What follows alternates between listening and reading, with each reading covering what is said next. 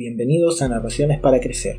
Hoy vamos a comentar una historia muy interesante sobre exorcismo que está mencionado en un libro llamado Sefer HaHalomot del Rav Moti Segal.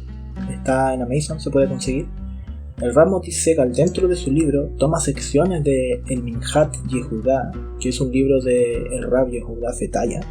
Incluido dentro de esto está esta historia, y dice así: en Tamuz 5671, aproximadamente en julio de 1911, después de la plegaria nocturna de Shabbat, me fue presentado un niño de unos 11 años de edad que alegaba poder hablar con el profeta Eliyahu, cara a cara, y que conversaban de manera fluida y articulada, y no a través de meras visiones o artilugios esotéricos. Y siempre que quería comunicarse con él, lo único que debía hacer el niño era invocarlo. La única condición era que el niño debía estar solo, no podía haber nadie más con él. Acto seguido, le asigné al niño una habitación y le solicité que se recluyera allí y que convocase a Eliyahu y que le preguntase si realmente era el profeta Eliyahu. El niño así hizo y recibió la siguiente respuesta: sí, soy realmente Eliyahu. ¿Por qué Yehudá duda de mí? Categóricamente dije al niño: no es el profeta Eliyahu, sino un demonio que se presenta con un nombre idéntico al del profeta. Ven, recitaré unas plegarias y Eliyahu huirá de ti. Pero el niño replicó: sin ninguna duda, no se trata de un demonio, sino es el profeta Eliyahu. Pero no importa, realice los procedimientos que usted crea necesario y veremos quién tiene razón. Acto seguido, le apliqué al niño las técnicas de exorcismo. Elevé las plegarias contra los demonios, acción que reiteré 3 veces. Luego, el niño se recluyó nuevamente en la habitación para verificar si Eliyahu se le volvía a presentar o no. El niño lo invocó y Eliyahu se presentó como habitualmente lo hacía. Y realmente me sorprendió, porque las técnicas de exorcismo debieron haber surtido efecto. Entonces llevé al niño a visitar a otro especialista, a Rabbi Shimon Agassi, quien después de haberlo examinado, concluyó que no era un demonio el que hablaba desde dentro de él, sino el mismísimo profeta Eliyahu.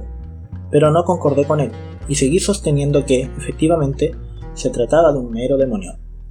Para dirimir la cuestión, nos pusimos de acuerdo en presentar el caso ante Rabbi Jacob, hijo del Rabbi Yosef Haim, autor del Ben Ish Hai, quien, después de haber examinado al niño, determinó que se trataba del profeta Eliyahu, y no de un demonio. Mi opinión difería de la de ambos, y descalifiqué sus pruebas, y les pedí que me permitiesen analizar al niño nuevamente. Así, instruí al niño para que le pidiese a ese espíritu, que se presentaba como el profeta Eliyahu, que le tradujese el siguiente versículo del libro de Yirmiyahu, de Jeremías, que traducido es: entonces les dirán, los ídolos que no han hecho ni el cielo ni la tierra, perecerán de la tierra y de debajo del cielo. Yirmiyahu, Jeremías 10:11.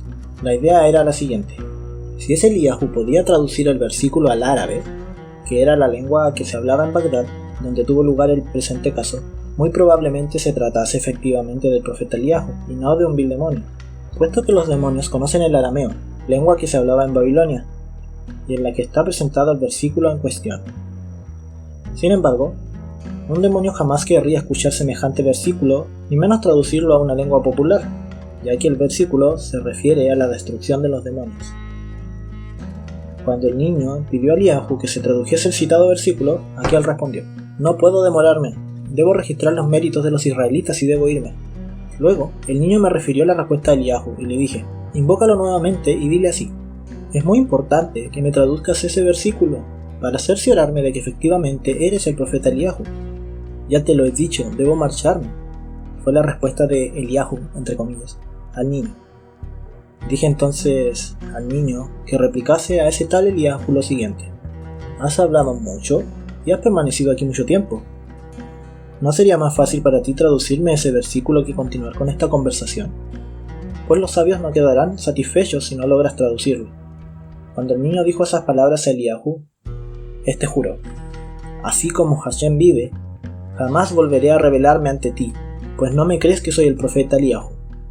Y así, ese espíritu que se presentaba como el profeta Eliyahu desapareció inmediatamente para jamás volver a presentarse con ese niño.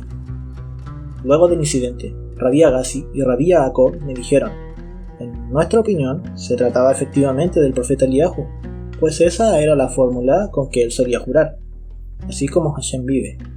Y en el Talmud, en el Tratado Megilat Tresá, los sabios exponen que ni siquiera los demonios pronuncian el nombre del Supremo en vano, pero les respondí que ese Eliyahu era un demonio, y que de ninguna manera hubo pronunciado el nombre divino en falso, por dos motivos. Primero, porque cumplió lo que prometió, en el sentido de que desaparecería para jamás volver a revelarse a ese niño.